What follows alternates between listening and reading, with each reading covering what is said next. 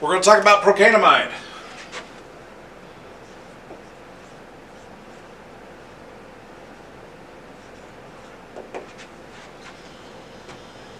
Also known as Pronestal.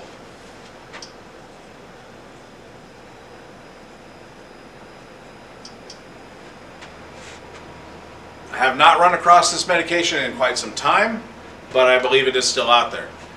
It is a Class 1A antiarrhythmic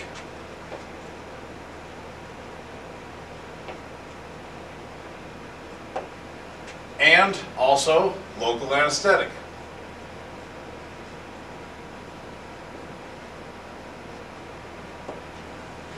Again, we're not really concerned about the local anesthetic effects. Okay? It is an action for local anesthetic. Is it an ester type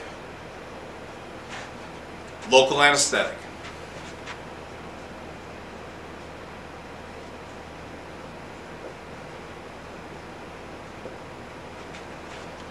For our purposes, the action is it reduces automaticity and AV conduction.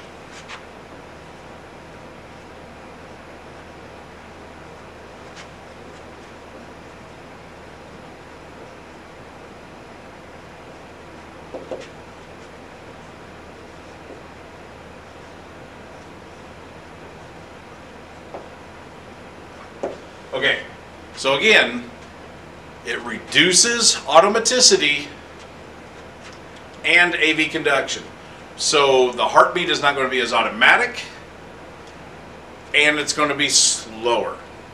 It's going to slow that conduction. So what are some of the things that you're going to look for, or you're going to see? You're going to look for and you're going to see probably some PR elongation, maybe QRS lengthening. Those are some of the things that you're going to possibly see when giving this medication or administering this medication, should you give this administration, okay? So our indication for this is VTAC with a pulse. So pulsatile VTAC. So ventricular tachycardia with pulses. So this is not a VTAC VFib, pulseless VTAC VFib medication.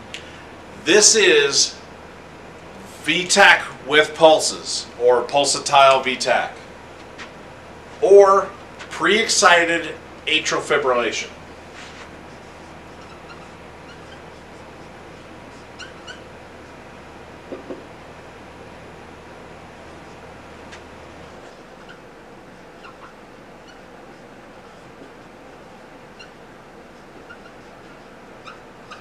Pre-excited atrial fibrillation.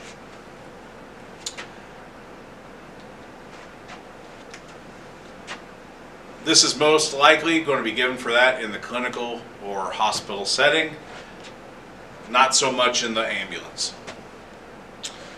Our contraindications, this should not be given, or I'm sorry, let's go with dosing.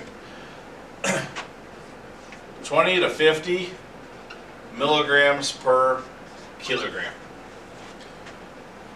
Or, not kilogram, that's my bad, sorry. 20 to 50 milligrams per minute is a range, and in most cases those are titrate to effect. Ignore that. This is not titrate to effect. This is, you're going to give it until it stops titrate to effect. Yeah, you're going to give it to where it stops what you need between 20 and 50 milligrams per minute. Okay?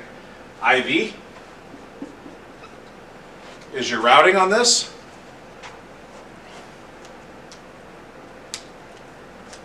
Your contraindications.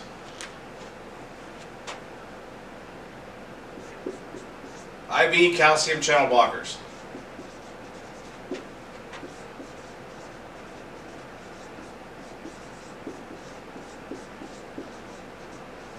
If your patient is taking IV or receiving IV calcium channel blockers, you should not be giving Procainemide to this patient.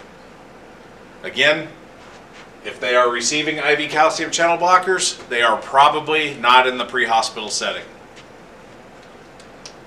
Adverse effects: drowsy, slurred speech,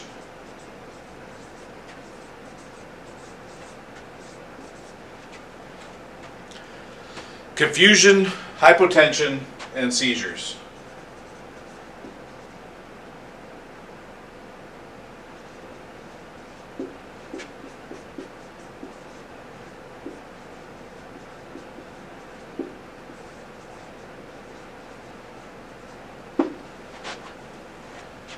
You are going to carefully monitor the QRS complex. You are going to carefully monitor the EKG period. If you're giving this for cardiac reasons, you should have a monitor on. Same goes for the lidocaine. Always full monitors.